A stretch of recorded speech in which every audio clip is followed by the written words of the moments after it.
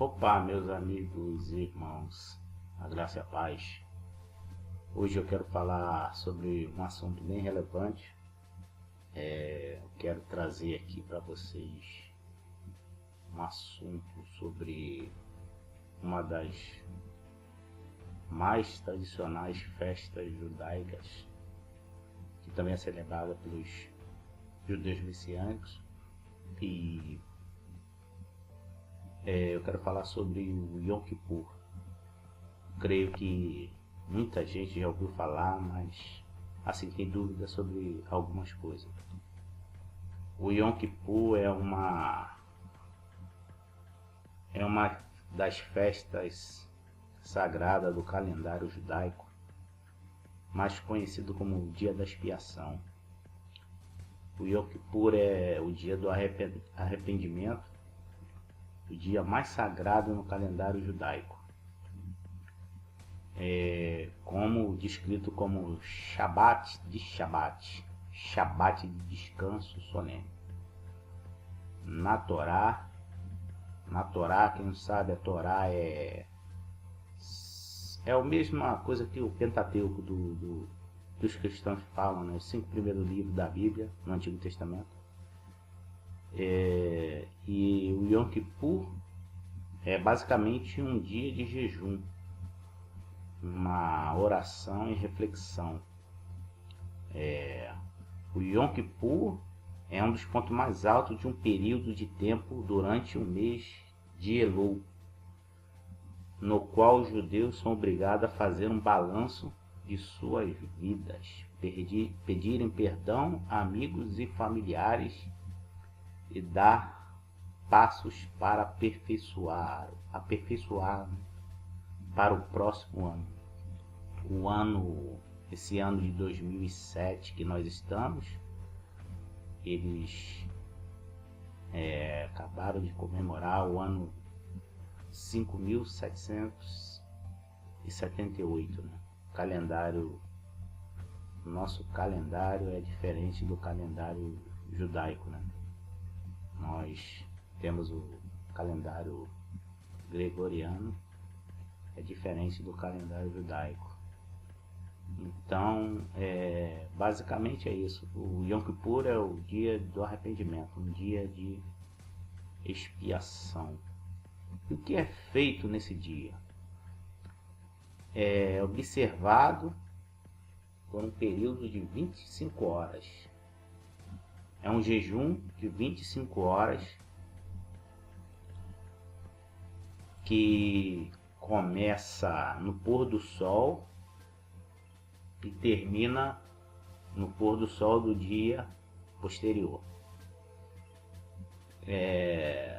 Não há trabalho, é proibido no Shabat. Então eles não costumam fazer nenhum tipo de trabalho nesse dia. E dentre algumas questões assim, algumas proibições. E eu posso citar aqui 5. Comer e beber não se pode, porque se é um jejum, né? É um jejum total, né? Se abstém de comida e água, então não se pode comer nesse dia.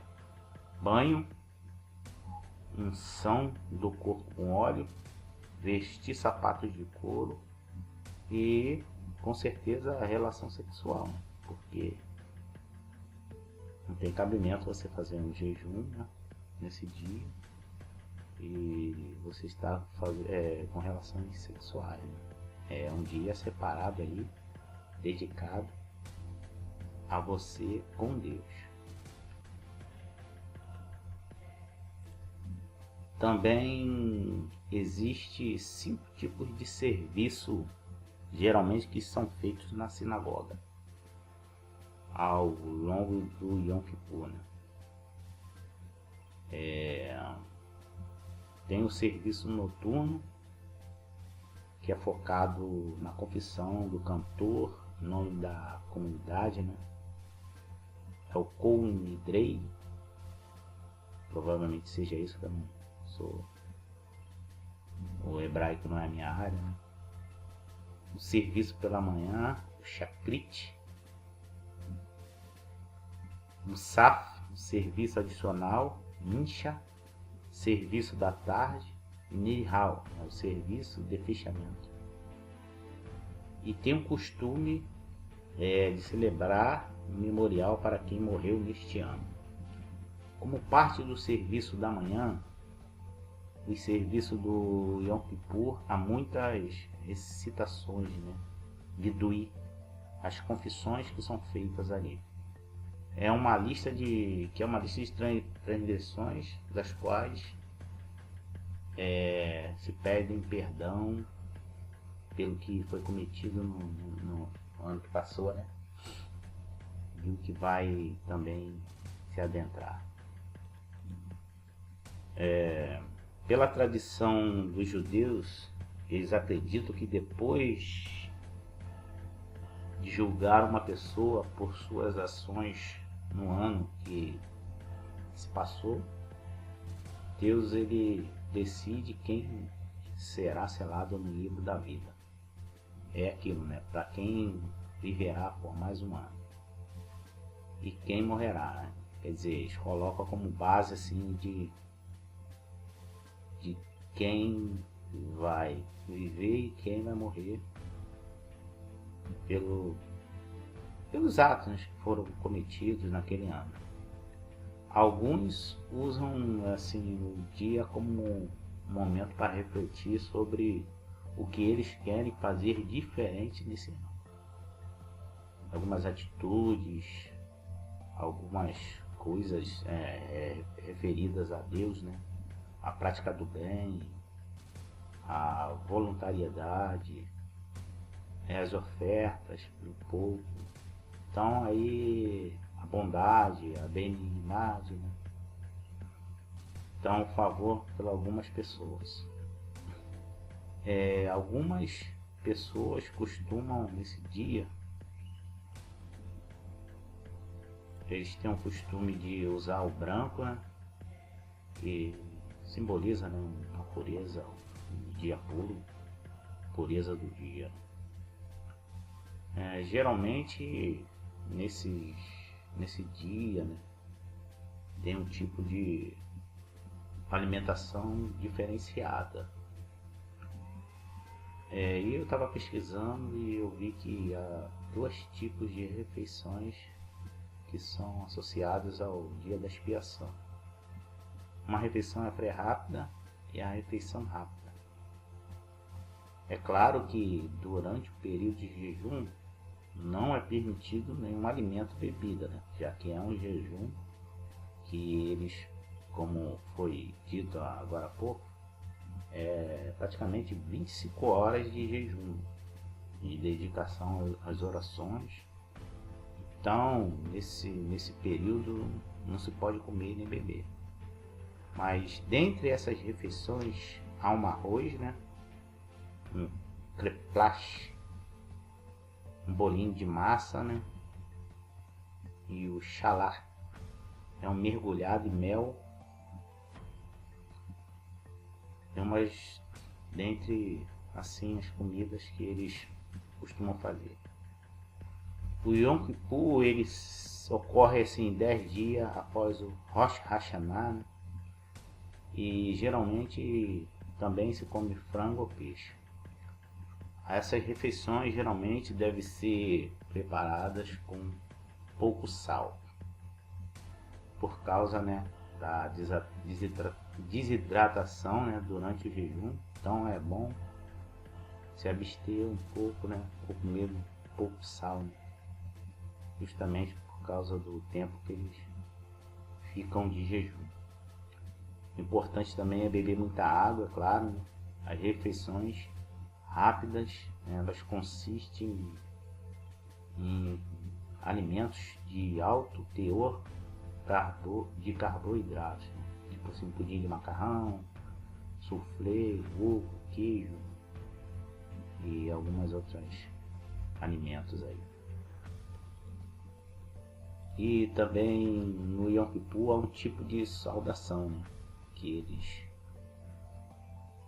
costumam fazer, uma é: você pode ser selado no livro da vida, Eles costumam falar isso no dia da expiação. E o outro também tem um jejum fácil, tranquilo, calmo, né?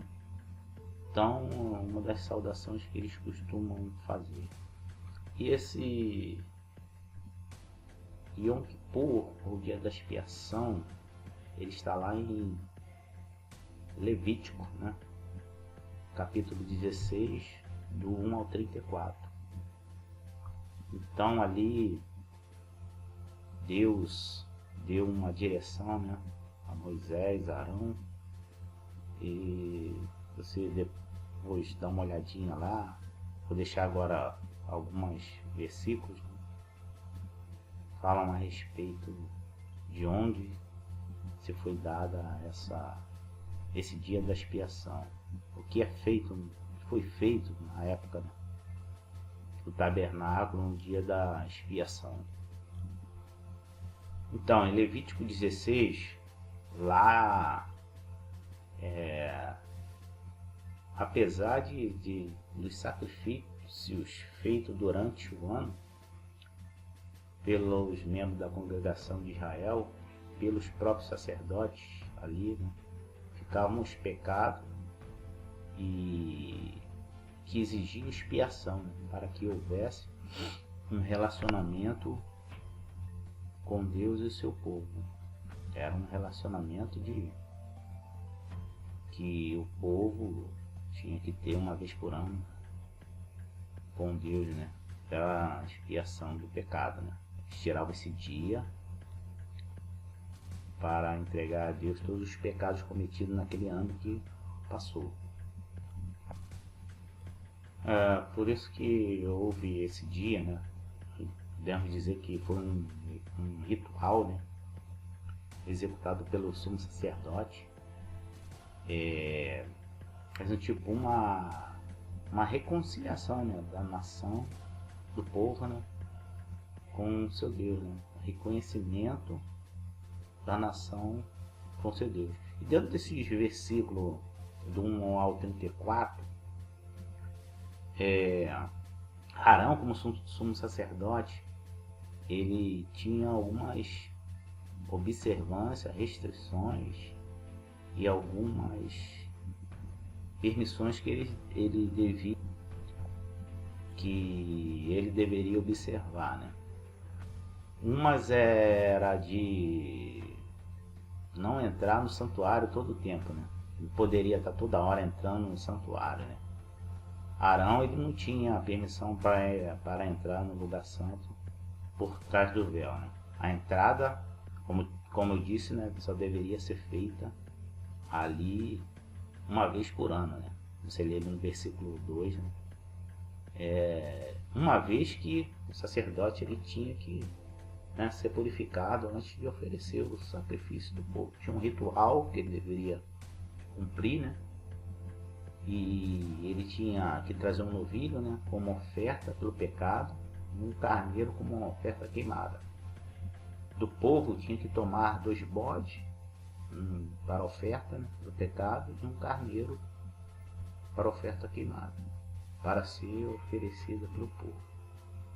Isso é um pouquinho difícil de entender, mas você meditar, você dá uma lida ali, provavelmente você vai entender um pouco de como era feito esse ritual. No versículo 4 vai falar sobre as vestes, né? A túnica de linho que eles usavam, o sacerdote, o sumo sacerdote, né? E também era um procedimento que tinha que ser observado.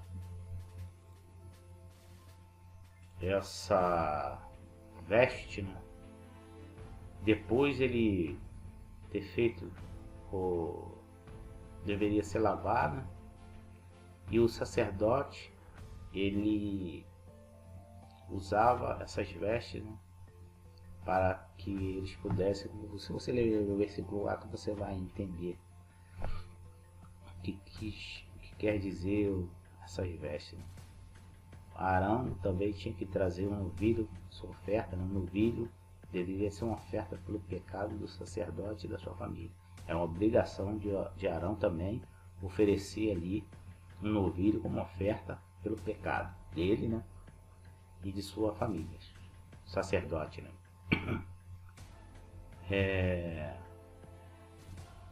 Outra coisa que era bastante importante também dentro desse ritual era o incensário, né? Que a primeira entrada ali do sumo sacerdote no Santíssimo Lugar era com o propósito de introduzir, né, o incensário com brasas vivas e incenso, né? Tu vê isso aí lá no versículo 12. E o testemunho, né? Que eram ali as duas tábuas, né, dadas por Moisés no Sinai, né? Nós lembrando da passagem de Moisés, como estava Deus deu as duas tábuas, né? Ali onde estavam descritos os 10 mandamentos, né, de Deus para o povo. Então ali essas duas tábuas, né, eram colocadas na arca, né? Se tu for dar uma olhada ali em referência a Êxodo 25, 16, 31, 18 e 32, 15. A fumaça do incenso, ela tinha um ritual também, né? Ela tinha que, o sacerdote, ele tinha que se esconder os olhos, né? Quando a manifestação de Deus descia ali sobre o propiciatório, né? A tampa ali, aquela tampa da arca, né? E para que ele não morresse, cara, sempre haveria uma purificação periódica. Arão devia entrar no tabernáculo, remover suas vestes, lavar e sempre estar com roupas novas. O homem que se tornar imundo ao levar o bode para o deserto tinha que lavar as suas roupas e banhar-se antes de retomar a comunidade, para você ver que era um ritual que deveria ser seguido ali ao pé da letra, né? Literalmente.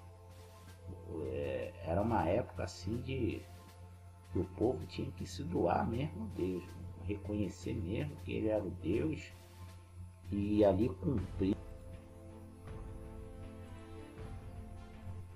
E o 31 vai falar sobre um sábado de solene descanso, isto é um sábado importante, um sábado especial. Também tem outras passagens também, Isaías 57:14, Isaías 58:14, também fala do dia do repouso, né? Deve ser honrado, porque existia mandamento para guardá-lo, mas porque nosso Criador que também descansou no sétimo dia, né? Está falando do descanso de Deus, né? Gênesis 2:3.